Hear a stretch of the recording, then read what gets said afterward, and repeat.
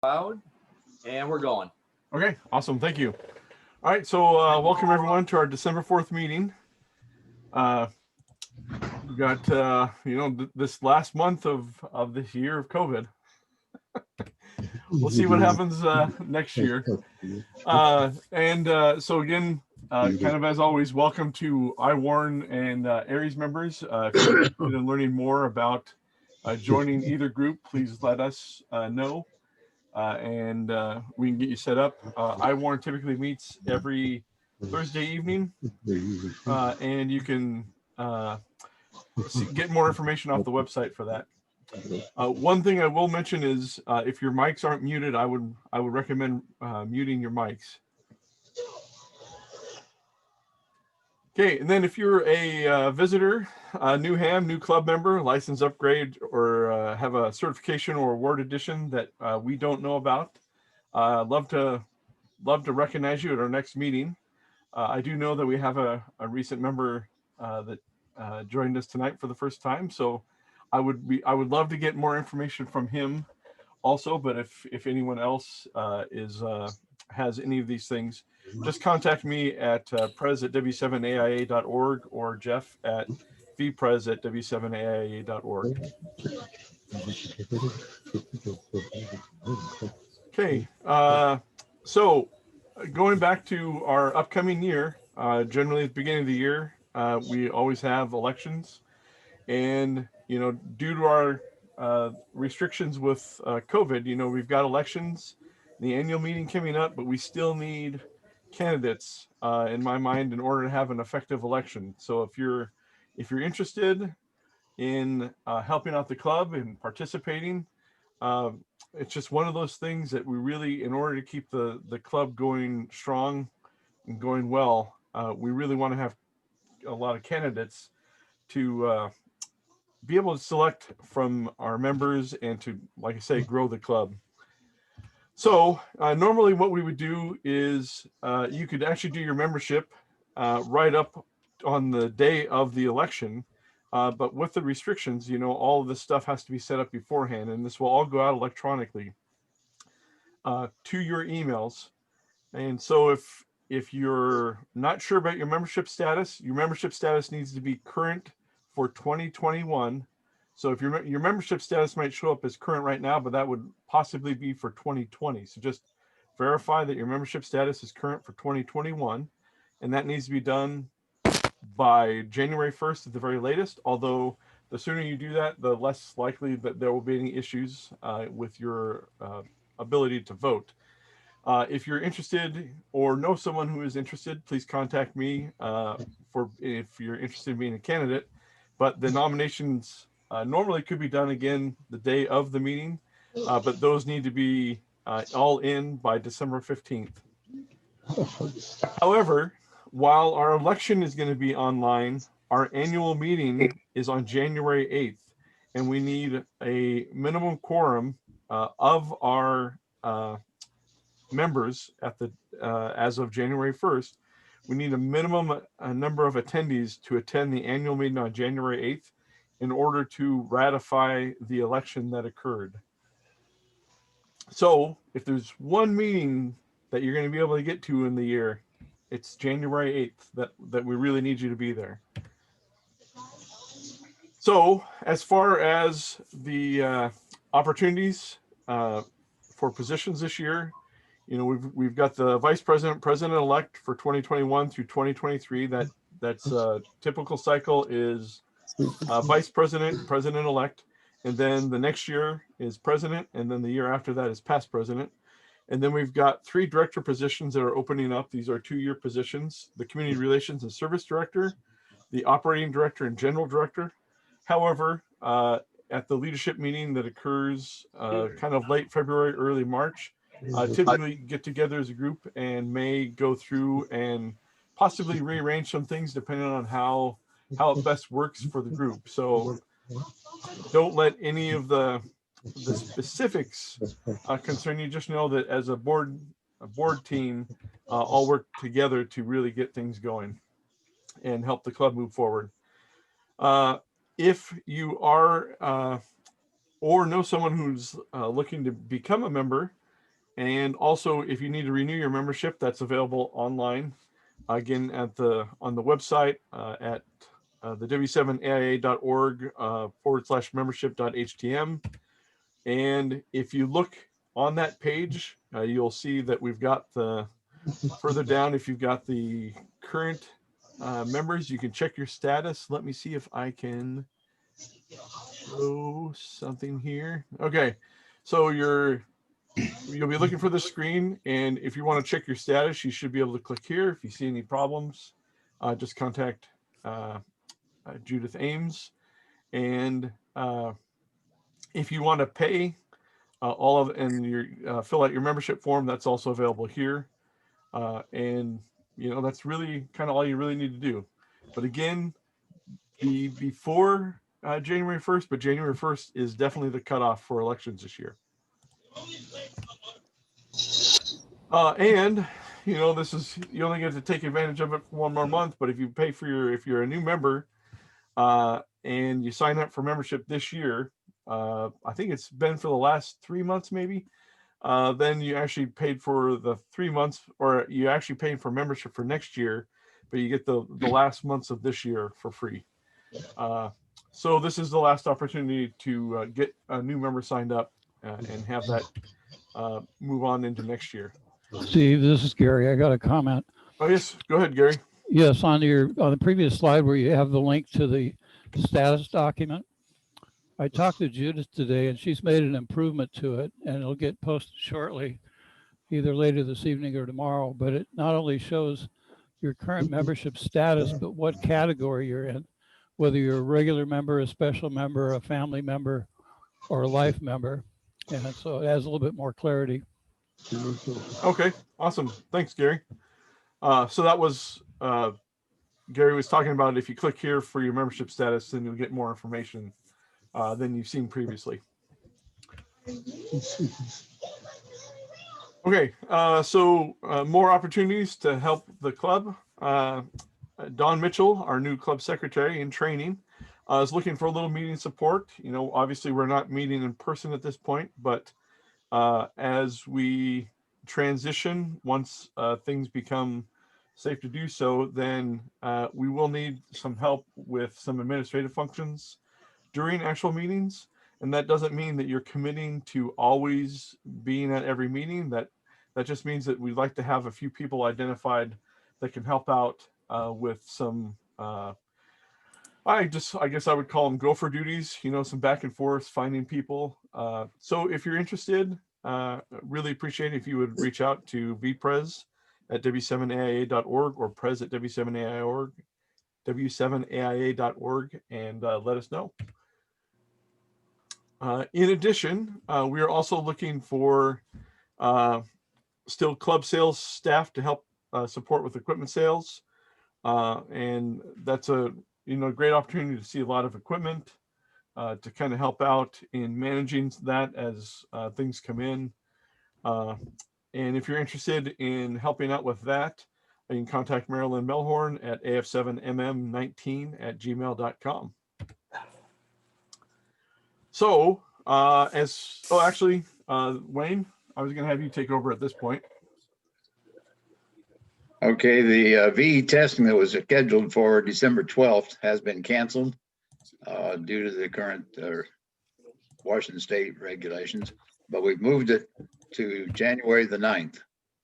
That'll be the next official one. We've got several signed up already, so if you want to upgrade your license, send Bob and I an email, send it to me, I'll send it to Bob, send it to Bob, he'll send it to me, either way you want to go. And or just use this address down here at w7aia.org/VE-HTML. Wayne, Yes.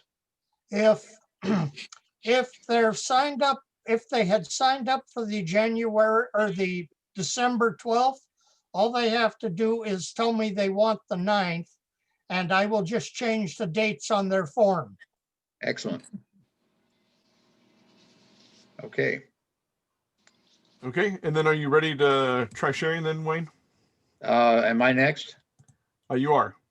Oh, I will share, and we'll see if this thing works. As you know, and those of you that read The Rocking Chair, Are we up? Yep. Okay. Couple months ago, I asked for people to send us their high school pictures before they were hams. And I got several. And so tonight, you can unmute your mics temporarily if you want to guess who this person is on the top left. Anybody want to guess? And that person cannot vote for them or guess themselves. Anybody have an idea who that is? Barbara. Any other guesses? My guess is Barbara also.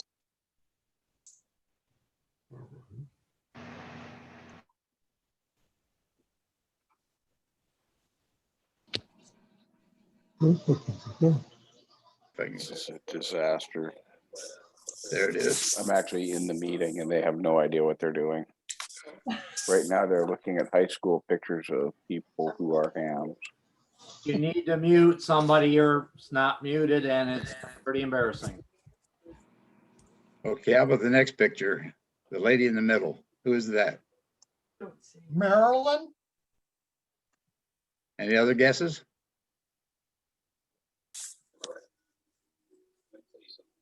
Looks just like her. That's right. The eyes are what says it. That's Marilyn. There you go. Very good. How about this one? This is gonna be a tough one. Top right. Looks like a scout, Eagle Scout maybe.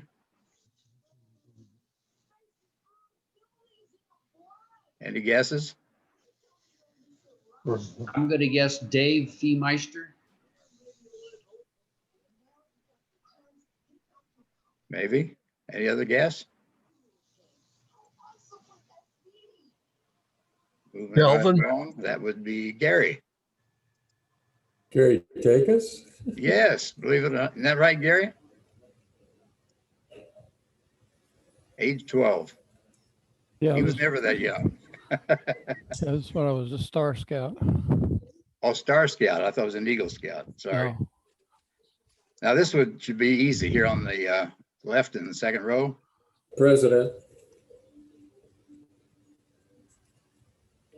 That was too easy, wasn't it? Next one should be easy. The middle. Fairly new member, but not. Any guesses? Would that be Tim?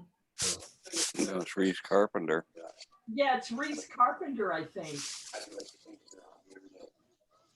Now, Marilyn, you're not supposed to vote because Oh, sorry. because you know who all these are. Okay, Cheating again. cheating again. Okay, let me get that highlighted there. Okay, how about the one on the right? That good-looking guy that kind of looks like me. That'd be Rick. Rick Smith. Rick Oh, Smith. yeah, that was too easy, wasn't it? Look at those He doesn't wavy age at all. curls. Okay, bottom left, that should be an easy one. That's Rick. Which Rick? NO. 7NO. Rick Aragon. Aragon. NO. Very good. Here's a tough one. Who's on the motorcycle? Not me. Any guesses?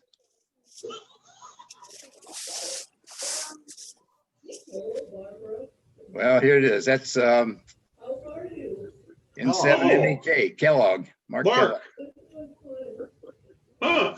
Didn't know he rode a motorcycle. Who's this good-looking guy on the right? You. Oh, you Pete. No. Okay, we're almost through these guys. Who's this one?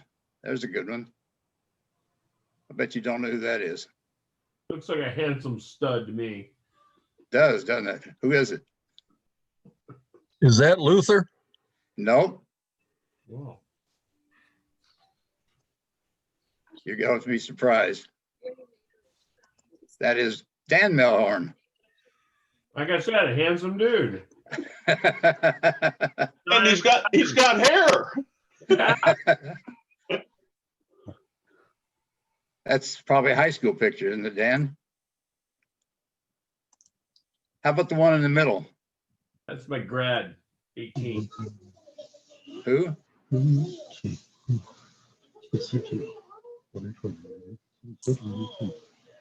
one in the middle, top? Hello? No guesses? That's John Allen. Oh, Now you see the resemblance. I Yeah. thought about if I had more time, I'd do a then and now picture. How about this one? I wouldn't have guessed this one. Phil Yasin. Very good. yep. Now here's the real tough ones. You'll never guess these, so I'll just show these to you, unless you want to guess. That's Gary at age 5.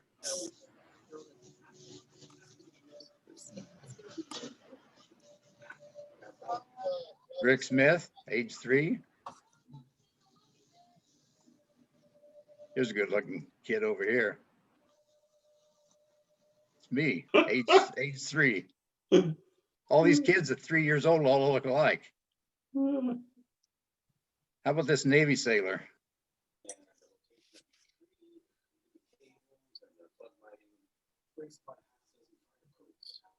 Any idea? It's a kid. That is John Allen again, age 2.5. And the last one, this should be easy for everybody, especially after you know it. Bill? JF. Kim Fenstermaker. Very good. Oh, E9TZH 1959. And there's a DX35, it looks like, or DX40, and the VFO next to it. I tried to look at some call signs on there to see if I can get an idea of who that was, but that was his old call sign. He didn't become JF until 78. So anyway, thank you all. That was a kind of a way to wrap up the 90th anniversary. Looking back, not quite 90 years, but just in mention, we do have one member that was born the year the club was 1930. That's it, Tim, or Steve. All right. You can unshare me now if you want. All right, there it is.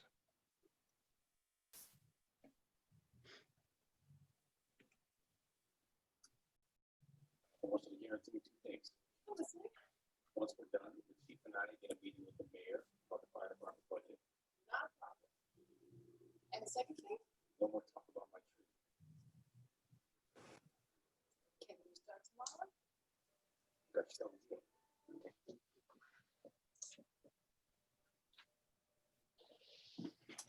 You want me to go, Steve? Hello? Greg, you're up next. Okay, I'm just waiting for Steve to say so. Hi, everyone. Happy holidays from CPAC. We had our third committee meeting on November 10th, and all committees are now staffed with coordinators, and we're working towards an in-person convention in Seaside in June of next year. First edition of the CPAC Waves newsletter went out also on the 10th. If you didn't get it and would like to receive CPAC email, send your email and call sign address to info@cpac.org and request to be added to the email list. The newsletter is also available off of a link off of the CPAC homepage. We now have all of our committee coordinators in place, but we're still looking for some volunteers to step forward and be assistant coordinators, and that would be for social media, exhibitor hospitality, and exhibitor setup and teardown. If you're interested in volunteering, you can email volunteers@cpac.org or call the CPAC hotline, which is available off the website, or you can contact me. The small quantity of 2020 CPAC collector pins are now available. They're $6, including postage, and there's also a link or information for purchasing them on the CPAC homepage. And we're looking at our next fourth committee meeting next week, and I'll have more to report next month. Thanks. Awesome. Thanks, Greg. Sorry, I didn't realize that everybody had been muted, so Oh, okay. I was muted in a different area.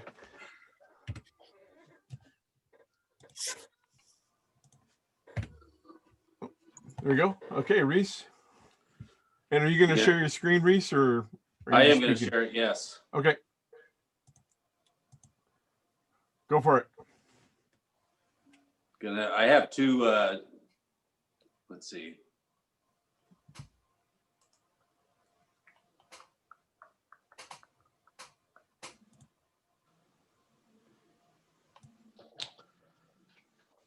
There we go. Well, thanks, Steve.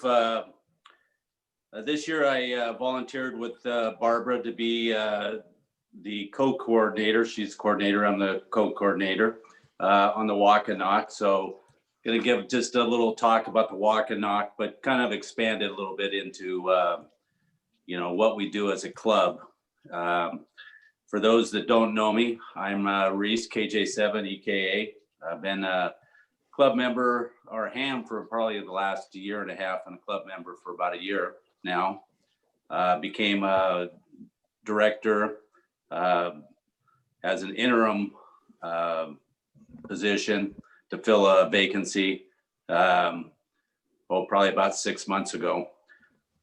What I do for the club is I'm the community relations and service director. Basically, we go out and interface with the community on the events that we sponsor.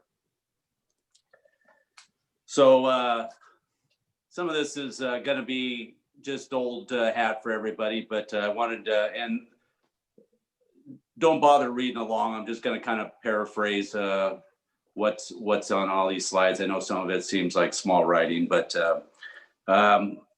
you know, ham radio is not only a fun deal for a lot of people, but it has a serious aspect of it. And as a club, we volunteer quite a bit, and we have become a special service organization as recognized by the ARRL. And what that means is that not only do we go out there and help events, help in events like this, we're prepared through our association with Aries or iWarn, a lot of our training that people do, ham basics, those type of things, all go into that special services application that we have to do to continue to be that. So these events that we're doing, like the Walk and Knock, are just part of that ongoing service to our community that all of us like to do. Usually we get together as a board and we select which events that we'll do each year. These events, you know, are fun and they do help the community, but they are taxing for a lot of people that volunteer. They spend their weekends, their evenings getting prepared for these events. But in a typical year, you'll see that we do the MS Walk, Hazeldale Bandit Parades, and various other things throughout the year. Each one of these is comes with a coordinator, an assistant coordinator, and then is staffed with volunteers from our club. So when I joined the club, and even when I became a coordinator, I just didn't understand, you know, all the kind of the details that we go through to volunteer. It's nice to volunteer, but this it takes quite a coordinated effort from getting on calls with the events that you're involved in, sometimes months in advance, and sitting through meetings, planning meetings, that type of stuff, till we get to the final point where we establish, you know, communication plans and safety protocols, all those things. So it's a little bit more than just hey, we're gonna do an event. I know I asked Barb to write a chronology of this event, and Barb likes to write, but it went on the duties and responsibilities that she has done on behalf of our club was pretty amazing. So this year, when we've been doing this walk and knock for the last, I couldn't get an exact number, but I'm going to say 15 years that we've been involved in it. And the walk and knock is an opportunity for a community to donate food that lasts.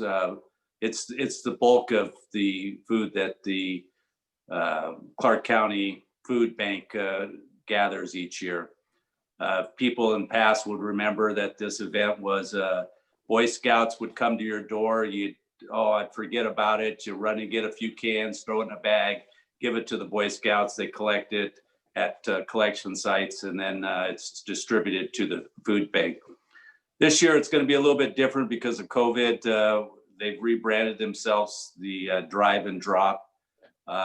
Hopefully, they'll gather as much food, but it's going to be a procession of vehicles at established spots, and that's how they're going to be doing it this year.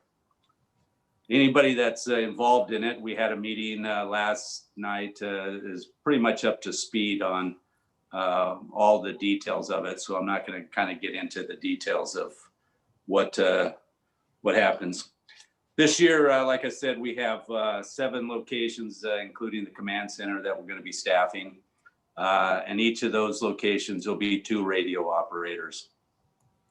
Again, when you look at the volunteering aspect of our club, Barb put up a sign-in sheet on the website for our club, and immediately we had almost as many as we needed, and it filled in quite quickly. So, those that volunteer, thank you, and continue to do that.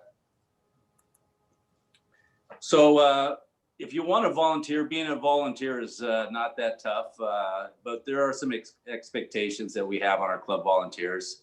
If you make a commitment, you want to be on time, have a handheld radio in most cases. If you have a mobile radio, that works pretty well as also. Wear the proper clothing, be able to perform your position that you have volunteered. Just a few of those, just be prepared and, come with the right equipment to do your job. In this case, this year with the walk and knock, drive and drop, Barb suggested pop-up tents because there's going to be a lot of non-contact, sitting around waiting for, direction in the years past. Our volunteers have kind of gotten in there, gotten their hands dirty and moved whatever it took to get it done. This year it's going to be a little bit different, but nonetheless, we had lots of volunteers to help us with this project. Again, the expertise of a volunteer is not much. Usually I've been volunteering at some of these events as soon as I got my ham license. Basically, a 5-watt handheld in most cases is all you would need. Limited knowledge, but it does give you the opportunity to learn how to program your radios. Barb put out a communication plan, and not all the frequencies were in our standard handy card thing. So, you pull out your radio, you learn to program it again, and you just keep in practice. So it's good that if you want to volunteer, there's opportunities. You don't have to be an expert in a ham. There's a lot of volunteering benefits of volunteering. Probably the most is it makes you feel good because just like I said, this food bank is an important part of our community. There's lots of people that are hungry, and collecting food is a very important thing. And our club is there to help in that purpose. So if there's any questions, feel free to ask them now. I must have told everybody everything they need to know. Thank you. And thanks for volunteering in our club and making it a success in our community. Thanks, Reese. Appreciate it. You bet. Okay, Rick, you are up next. I'm here. Somebody And has to drop the screen share. Yeah, so if you want to stop sharing, Reese. Here we go. There you go. Awesome. Thank you.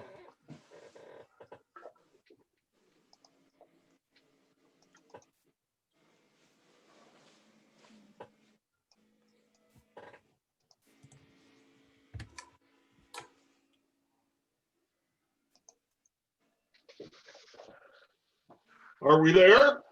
You are there. Go for it. Okay.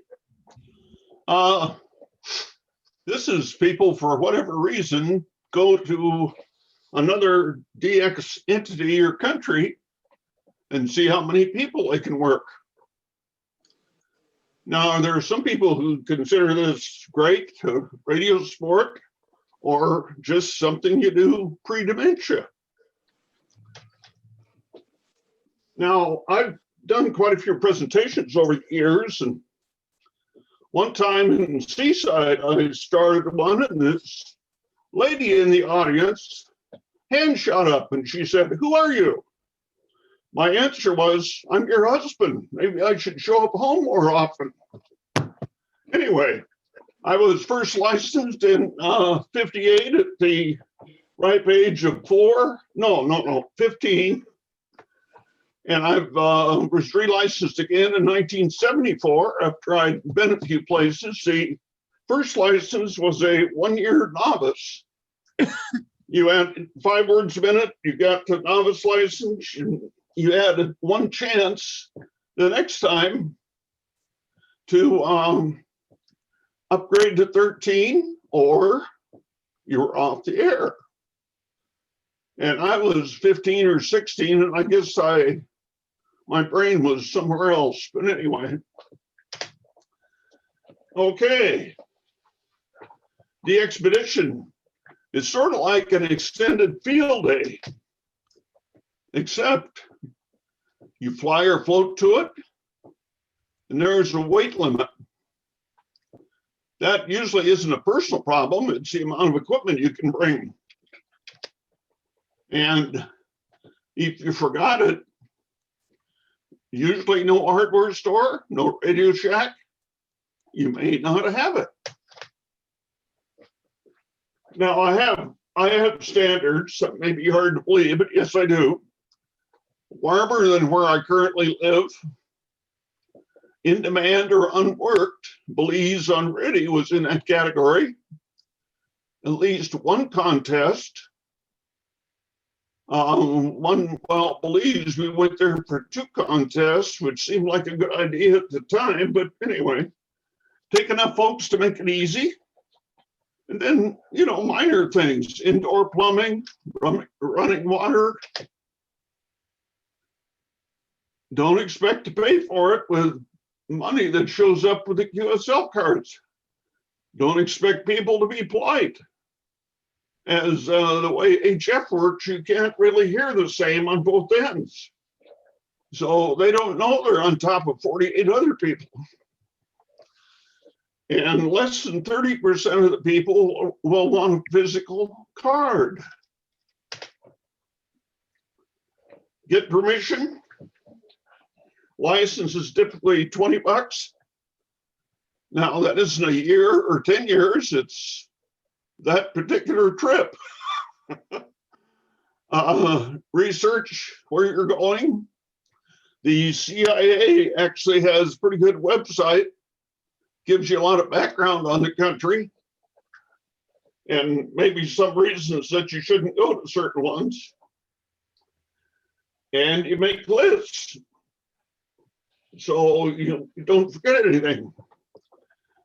Some of these places have a radio in place, but a radio that sits in the tropical humidity and doesn't get turned on much ends up growing things internally, which hamper its operation.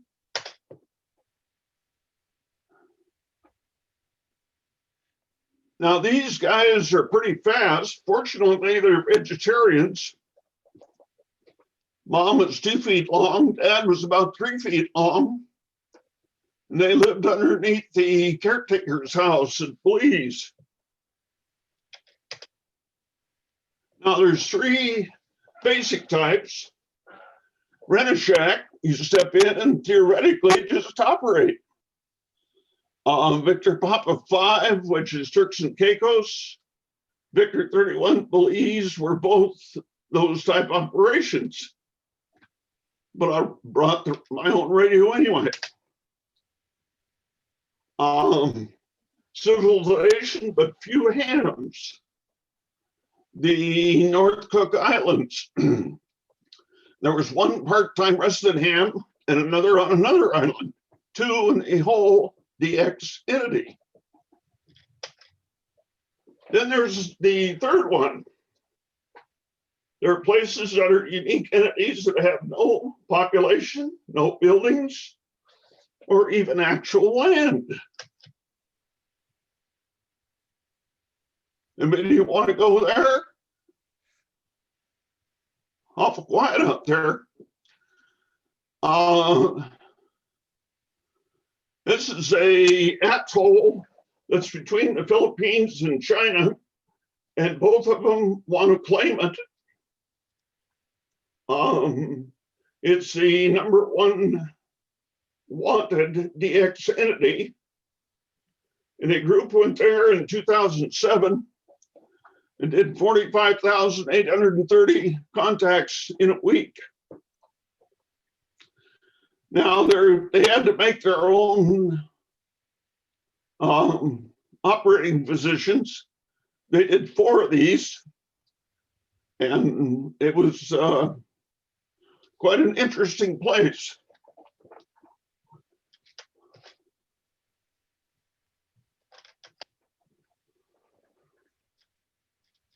It took years to arrange it between the Chinese and the Philippines. And I haven't been there, obviously. Where I have been, ZK1 is North Cooks. Victor Papa 5 is Turks and Caicos. KH6, I used to work there.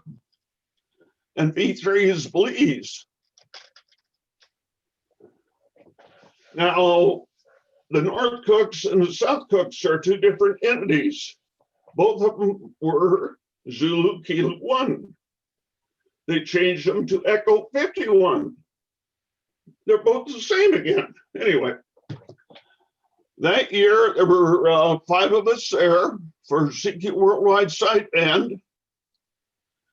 And we were #2 in Oceania. And we actually won the North Cooks. Well, we were the only one there. And this is the island we were on.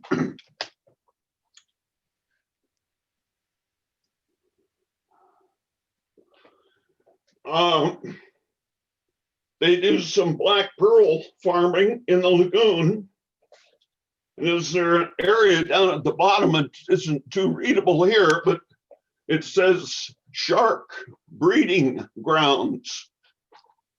I was talking to an attorney friend of mine, and I told him there was a law school there. And I told him what it said on the map, but he didn't want to talk to me anymore.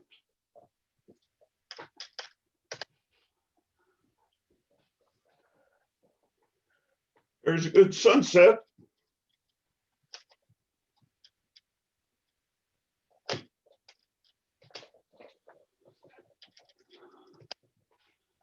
Well, the Cooks are about directly south of Hawaii and 600 miles south of the equator.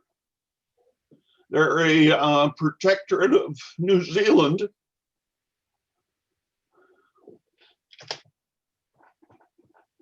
And we went there the year after 9/11. TSA is busy going through all the luggage. One of my co-conspirators from Seattle had to send something home that they thought was a weapon.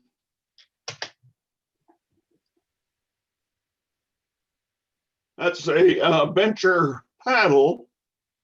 It does weigh about 5 pounds and has some sharp edges. To get into the Cooks, you have to have a return ticket. they don't want you to stay. And I hadn't been there before, so I had some very glib friends along with me that either covered the customs officer in BS or whatever. Anyway, I made it through without the license. Now I got the license and I found out I'm an amateur alien. I guess that means there's professional aliens out there. If I don't live there, I'm an alien. And here is the legendary $3 bill.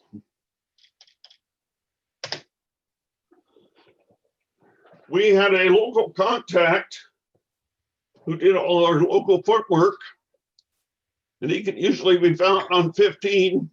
He doesn't do contests, but he'll be there afterwards. And he's a immigrant from Scotland. At one time, the British Empire gave people free passage and a job if they wanted to go settle these places. So he came down from Scotland and became a tax collector.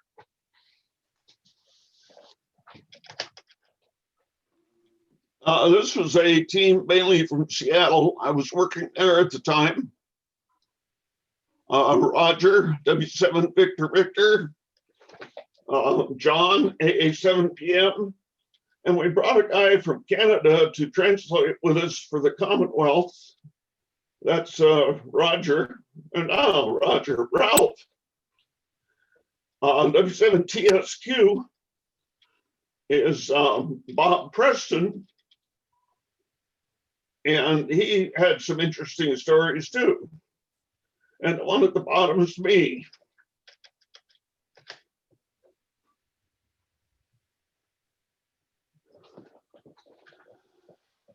Now, the guy in the front is the local ham. And we probably would have done this the next year or two at least. But he passed away the following April. So we didn't really have our local ham to help us. Quite an interesting group, huh?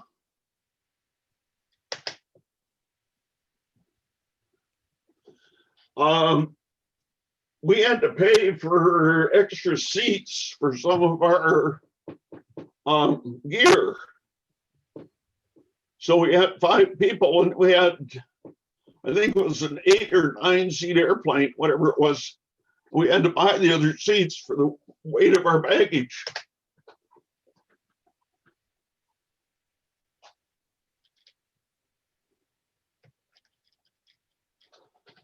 Penryn is where the other resident ham actually lives. It's 200 miles from where we went, which is Manahiki, the next one up there, which is 720 miles from Rarotonga, which is in the South Cooks, where you come into the really big airplanes. There was a supply ship that was supposed to sail from Rarotonga up to the north with stuff like aviation fuel for the return trip on the airplane and a few other things. And it had a bunch of our stuff on it, like food, gasoline. It showed up the day before we left to come back.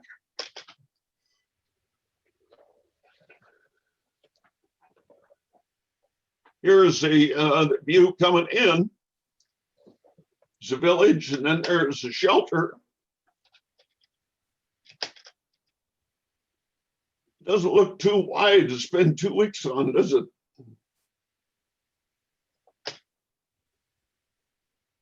And there is not a wooden boat to be seen because of the humidity.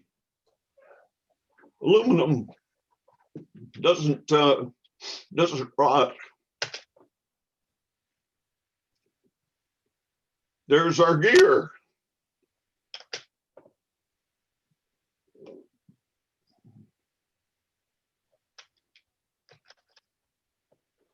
Now here's a shelter, and that is actually sea level.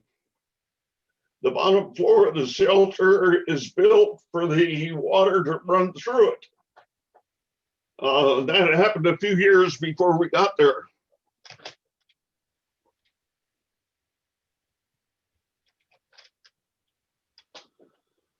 This is the early days of Stepper. We borrowed one of theirs.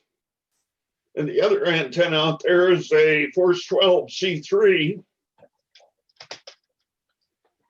And I brought along some wire stuff. This is a half square, which is a pair of upside down verticals. Doesn't need radials and gives you 4 dB of gain. Now this one is special because I didn't have the weight that was supposed to be on here, so the right leg over there has a 7/16 wrench on it to keep it straight. I'm sure that helped us.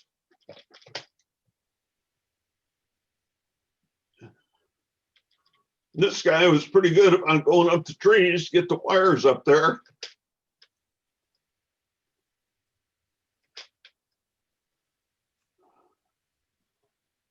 We got there and it seemed like our thermometers broke. They didn't go below 80 degrees.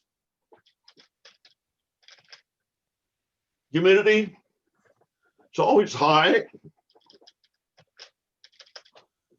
Here's Bob trying to figure out this new antenna in high humidity. Bob was a Boeing mechanical engineer when he was working, and he had some things to tell Stepper after he had this experience with the antenna. They hired him for a couple of years as a consultant. There's the Stepper up in the air.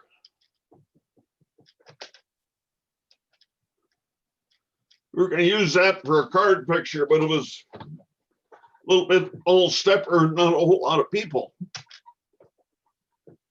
And Roger brought the C3, and Force 12 antennas are put together with pop rivets. Now, if you pop the rivets, you're going to have a really hard time taking it apart when you want to leave. So the rivets are in there, then there's a strip of black tape around them. That's part of what you see flapping in the wind here. Now, we usually get there some amount of time before the contest, make sure everything works. Good thing we had to take the stepper down and put some new hardware and tighten it up a little bit more. The constant wind constantly vibrates everything, and apparently the lock washer or eye locks weren't on that tight to start with. I just told people so you could make a QSO around the corner.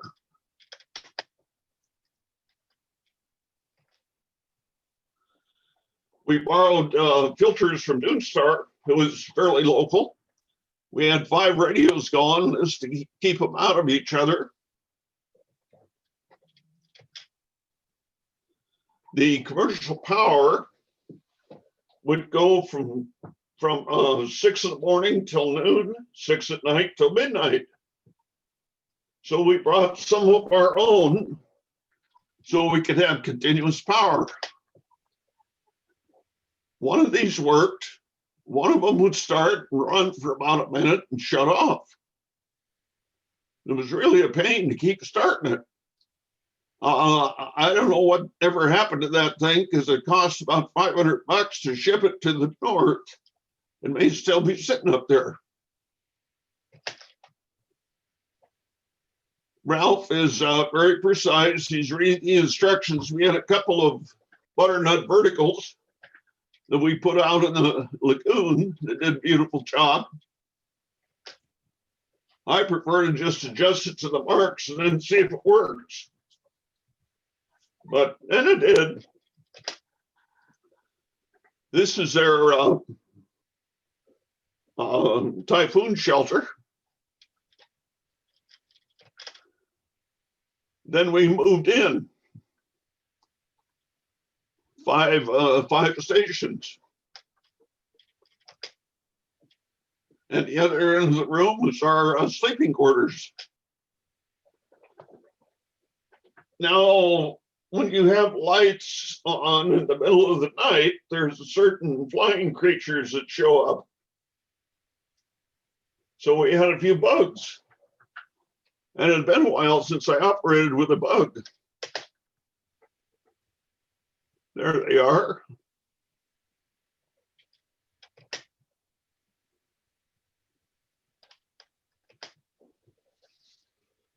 We borrowed the monitor from the school because we mainly operated on the weekend and they didn't need it. So it worked out well.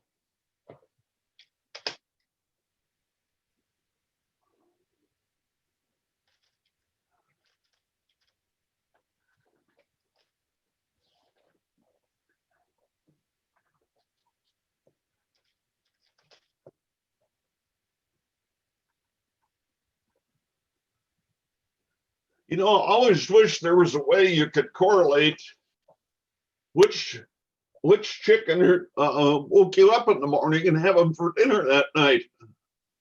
But we didn't.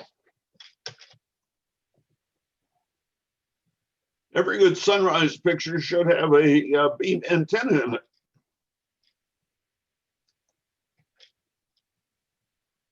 There's the lagoon.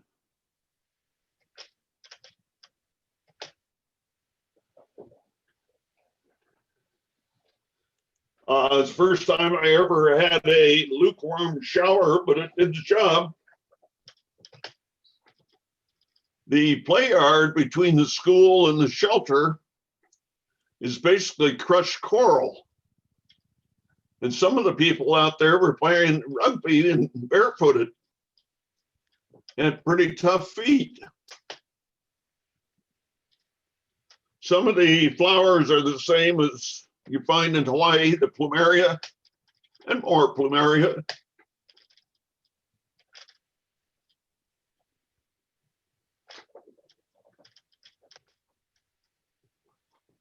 There's Roger with all of his stuff.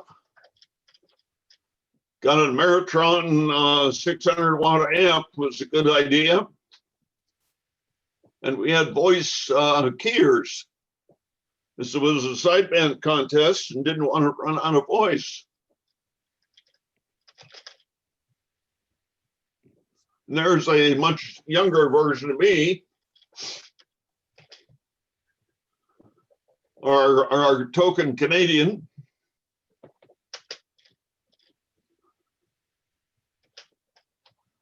Ralph is a 6-meter enthusiast. He did 22 countries from there. And he won the beard growing contest. I think he may have started ahead of time. He's the only one out of the group that wasn't married. There's John, who lost his paddle at TSA. And when he got there, his laptop screen died. And he got to borrow a monitor from the school too.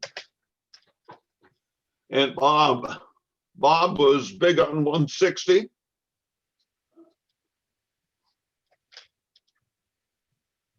And Tuatai, the resident, is there watching Bob. The supply ship that was supposed to be there showed up a day or two before we left.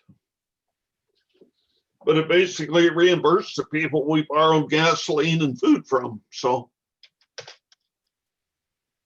there we are, ready to get out of there.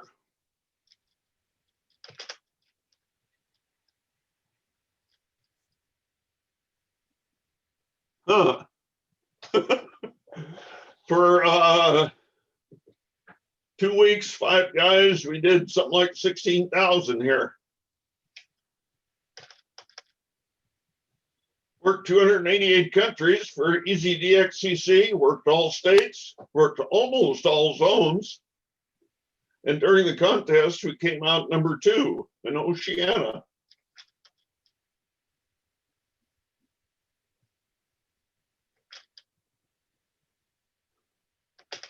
There's what the card turned out to be.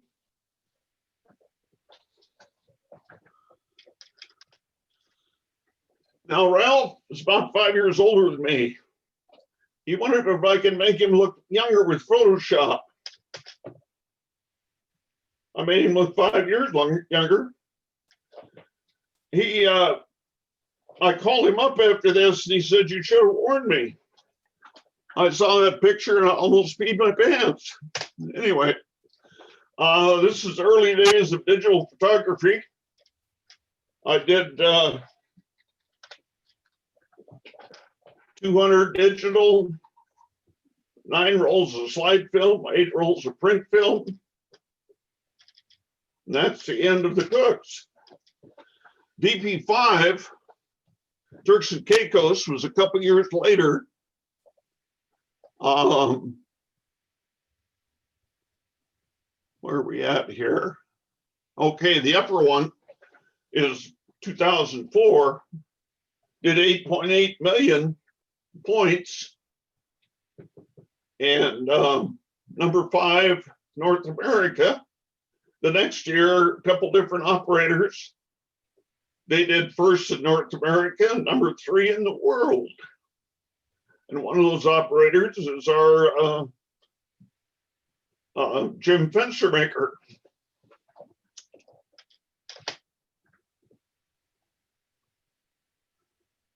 Now, this is a British possession or former British possession. And here's the US flag. Well, the quite seasoned lady that owned the place said, "It's my property," and I put my flag up. We said, "Okay."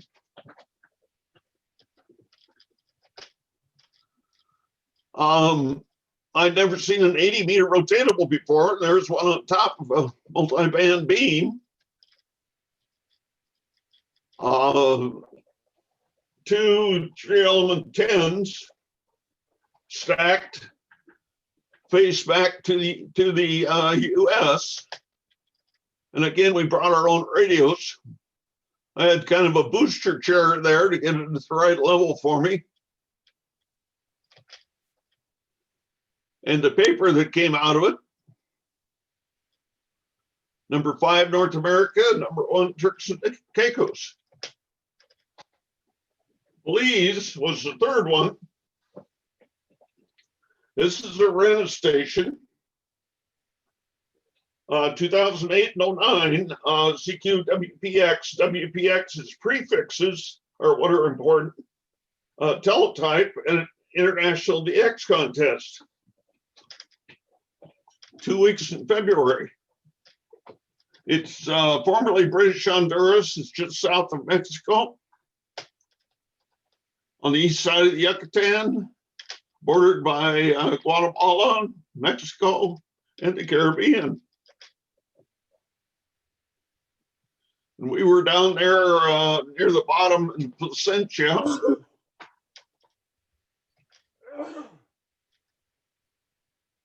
Belize is the only Central American country where English is the official language. Once part of the Mayan and Spanish empires. Gained full independence in 1981. Now, I thought it'd be a great idea to go somewhere and do 2 contests. What was I thinking?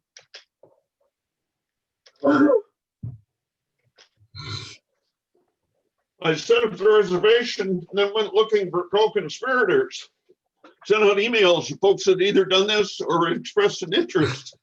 Jake, who's now a silent key, thought about it for a few days, but he contacted me anyway. First year was Jake and I. Second year, Barbara and Phil came along. It's a whole lot easier with 2 more operators. Now, there are 2 main ways to get from Belize City, where you come in with the big airplanes, down to Placentia. Half an hour in a Cessna 208, or 4 hours at least in a school bus on unpaved roads. This was a tough decision. Anyway, there's a full range of accommodations from air condition, comfortable air conditioned rooms to camping on the beach. Or you could buy your own. A lot of people bought property in Belize. Now, I thought this was a strange way to advertise the property. New owners wanted, like maybe the neighbors wanted someone new there to put the sign up for them. Anyway, these are upside down, but that's 2008. We did number 6 North America, number 30 in the world. 2009, we stayed number 6 North America, and number 12 came up to number 12 in the world. 2-element 5-band quad. Quads are a little bit more gain than Yagis, but they sometimes have poor wind and weather survivability. We had a 2-band vertical planted in a lagoon, which did wonderful things with that infinite ground plane. There's that 7,000 amp, 7,000, and then a Maritron amp again.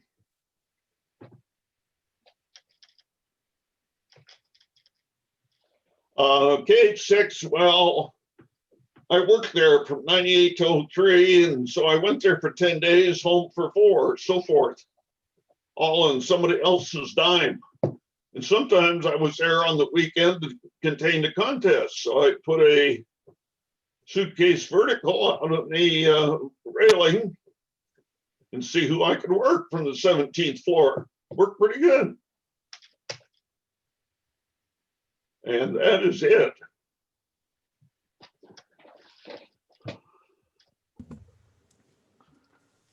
Awful quiet out there. Good presentation, Rick. Thank you. Thanks, Rick. Yeah, thanks. That's great. Great. Enjoyed it, Rick. Sure got better weather than we do, huh? Got a Definitely. question for you, Rick. K7NOJ, Randy. Yeah. My wife and I were over at the Cook Islands on Rarotonga. We were staying at Murray Resort, and we had to walk a short ways up to the one road that went all the way around Rarotonga to catch a bus. But I saw some kind of HF antenna on this guy's house. Was that the one? Was that possibly the one? That is probably Ditchford's house. I have been there, but it's been, what, 18 years ago? And a lot of the folks who go there to operate go to the Tiki Motel. Yeah. Which is on the corner, and you can walk down and plant your vertical in the ocean. Wow. Yeah.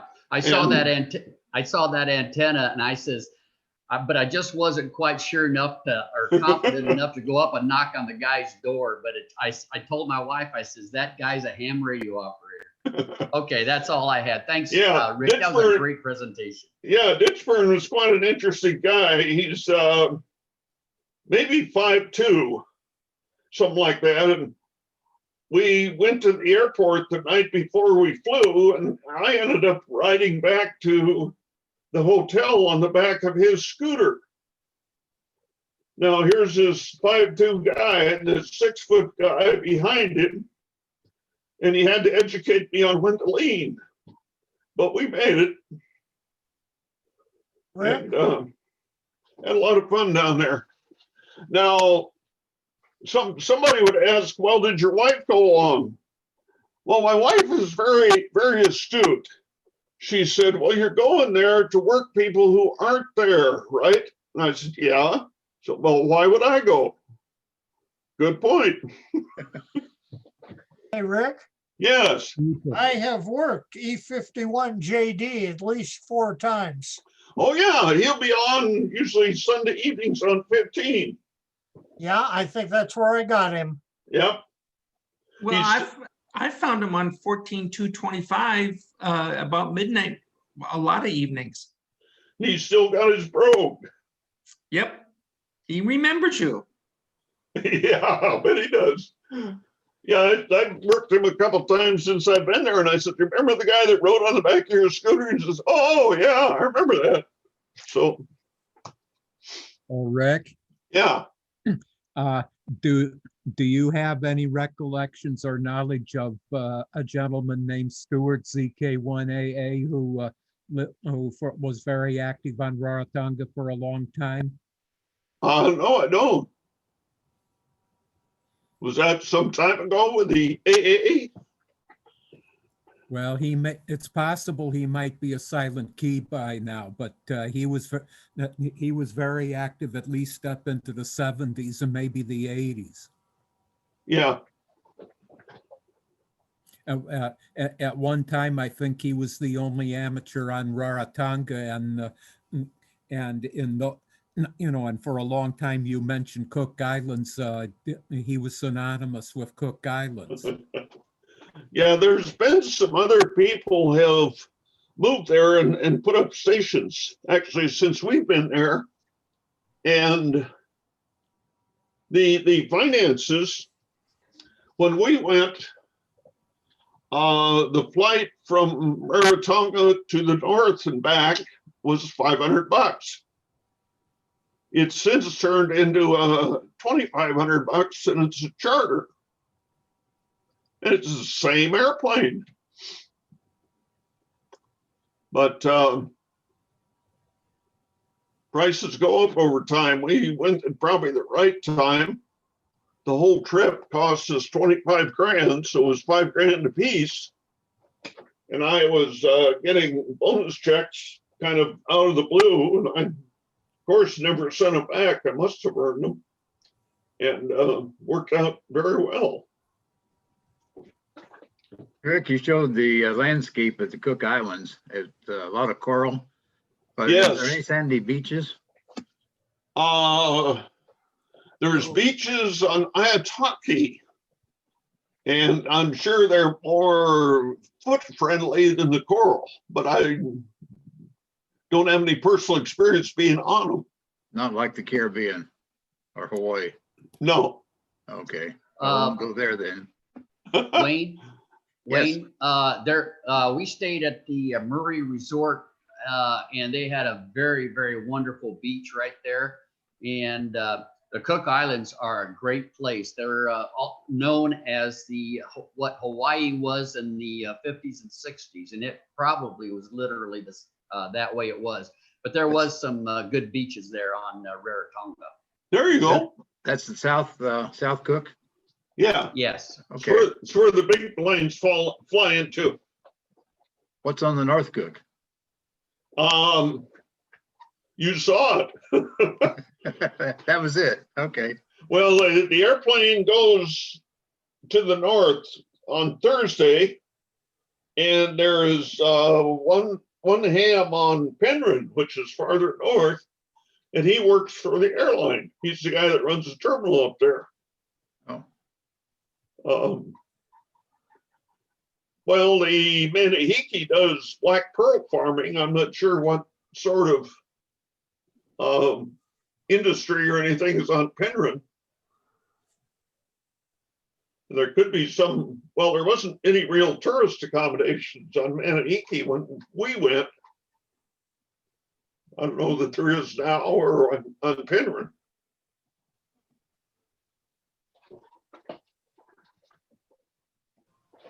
All right, well, thanks again, Rick. I guess if you want to stop sharing, then I will share my screen again. Well, I got to figure out how to do it.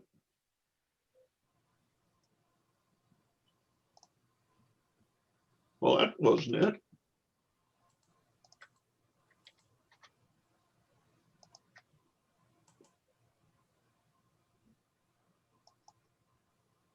Try a hammer. Did that do it? Looks like we're good. Yep.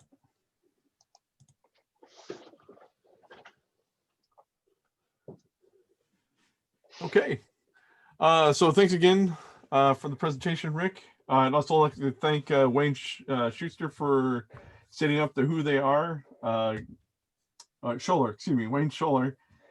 Greg Schuster for CPAC, Reese Carpenter for the drive and drop presentation, and Rick Smith for the expedition. As always, presentations are greatly appreciated, and that's one of the things that really adds value to our club and to our meetings. However, along those lines, excuse me, the presenters are still needed, and upcoming opportunities are around. The next one is most likely going to be March of 2021. So if you have some experiences or particular knowledges that you'd like to share, please contact Jeff Hildebrand at n7tcv@arrl.net and let him know, and it would be greatly appreciated. Steve? Yes, sir. It's Wayne. Tonight, during the meeting, we got 5 new renewals. So fairly, awesome. that worked out pretty good. So if you're thinking about renewing,